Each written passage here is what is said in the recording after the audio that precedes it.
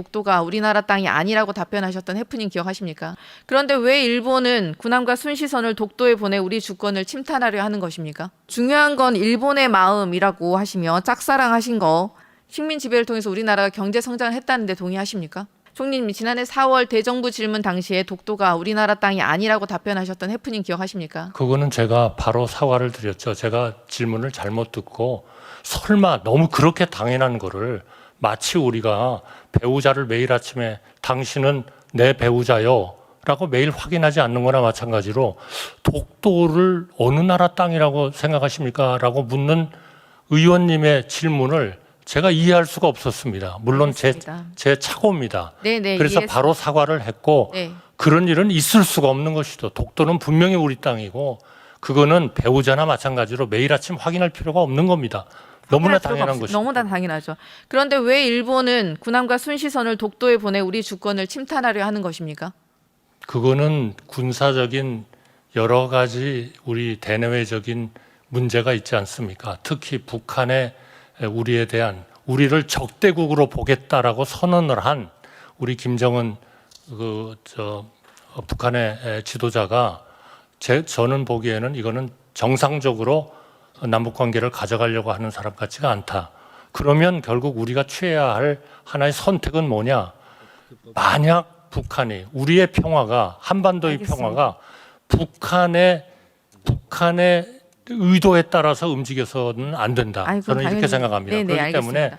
결국 우리가 튼튼한 국방력, 자강력, 경제력 이것을 가지고 네. 우리가 분명한 억지력을 가져야 된다. 그런 점에서 우리의 한미동맹과 또 우리 일본과의 협력 이런 여러 가지 측면에서는 우리가 굉장히 다차원적으로 해야지 이거를 일방적으로 그냥 평화협정 이런 단순한 그런 너무나 네, 알겠습니다. 단순한 쪽으로 총리님. 가서는 이거는 나라의 안보를 위협을 주는 것이다. 저는 그렇게 생각합니다. 네, 맞는 말씀이시고 중요한 건 일본의 마음이라고 하시며 짝사랑하신 거, 그리고 일본의 주권적 침탈, 주권 침탈, 그리고 식민 지배, 우리나라 식민 지배를 통해서 우리나라가 경제 성장을 했다는데 동의하십니까?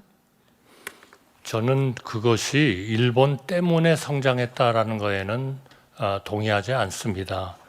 그러나 당시의 통계 이런 것들을 연구하는 학자들로서는 그런 의견도 낼 수도 있겠다.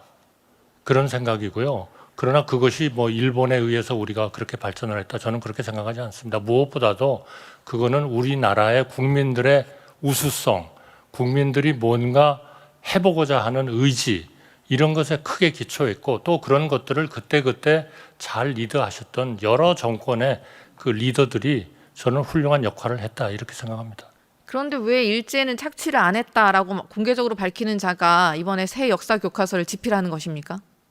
알고 계십니까? 저는 그런 문제를요 너무나 단편적이고 일면적으로 보는 것은 조금 우리가 좀 자제해야 되는 거 아닌가 이렇게 생각합니다.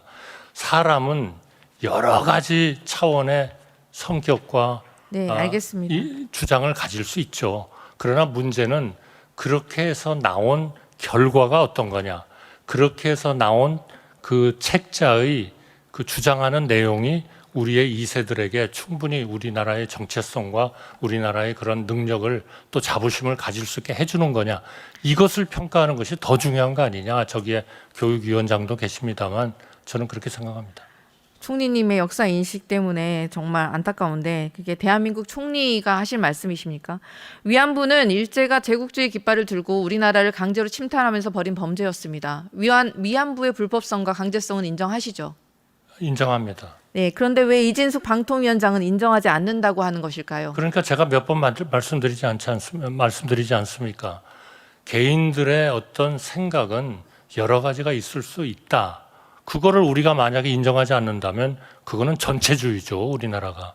그러니까 국무위원이- 있을 수는 있는데 네, 그러면 그 양반이 그 자리를 맡았을 때 또 자리를 맡아서 하려고 하는 것들이 어떤 것이냐. 그거는 넉넉히 우리 국회가 행정부를 견제하고 그리고 계속 평가하고 그리고 여러 가지 방법을 통해서 이분이 가지신 장점이 발휘되지 않고 단점만 발휘되게 된 것에 대해서는 억제할 수 있는 모든 권한을 다 가지고 계시지 않습니까?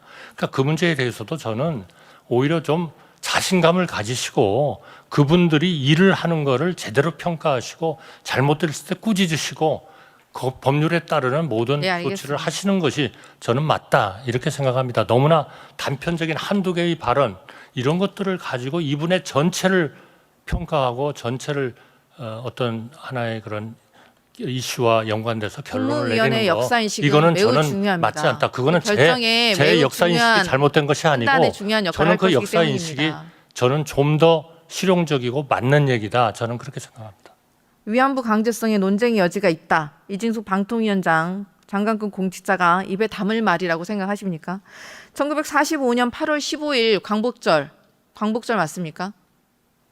저는 8월 15일은 우리 1919년에 수립된 우리의 그 국가가 정부를 수립한 것이죠. 그 정부가 알겠습니다. 수립됐고 이것은 앞으로 우리가 자유민주주의에 의한 남북 통일이 되는 걸 통해서 완성될 거다. 저는 그렇게 생각합니다. 네. 그런데 왜 윤석열 대통령이 임명한 김형석 독립기념관장은 광복절을 부정합니까? 그 문제는 저는 그분의 이 문제에 대해서 같이 아직 본격적인 얘기를 해본 적은 없습니다만 그분은 그런 적이 없다고 얘기를 하고 있다. 저는 그렇게 들은 것 같습니다. 만약 아니라면 총리님.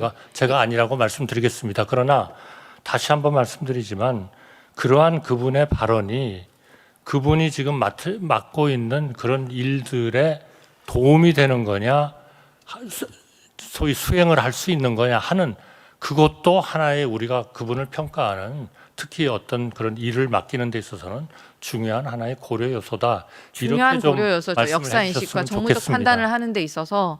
그리고 그럼 일제 강점기 시절 우리 선조들의 국적은 무엇입니까? 총리님. 일제 강점기에 네, 우리 선조들의 국적은 무엇입니까? 국적은 당연히 우리 한국의 국적이죠. 다만 그 국적이 말하자면 소위 챌린지를 받는 계기가 일본과의 강제 병합이라는 걸 통해서 논란이 있을 수는 있다 이렇게 생각합니다. 그런데 왜 김문수 장관은 그러나 그거를 일본의 국적이라고 네. 설사 생각하는 사람이 있다고 하더라도 저는 동의하지 않습니다. 저는 그거는 대한민국의 근데 왜 국적이 총리가 계속 제청하셨습니까? 무슨 이유 때문에 총리 제청권이 있지 제 말씀을 않습니까? 잠깐 좀 시간이 별로 하겠습니다. 없어서요. 네. 네네. 그 우리 대한민국의 국적을 가지고 있다고 생각하고 그러나 만약 그 일본의 국적이라고 생각하는 사람이 있다면 그거는 정상적인 과정을 거쳐서 국적이 부과됐고 강제 협약을 통해서 소위 그 강제적인 그런 걸 통해서 부과가 된 것이라고 봐야 되지 않겠습니까?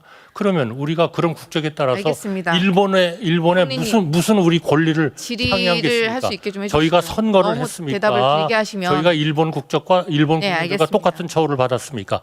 이거는 철저하게 차별된 그러한 거였다. 그러니까 대한민국 국적이라고 저는 생각하고 일본의 알겠습니다. 국적이라고 생각하는 분도 그게 일반적인 일본의 그런 국적이라고 네. 생각하면 정말 이건 오산이다. 저는 그렇게 생각합니다. 총리님의 역사인식은 그러해서 정말 다행입니다.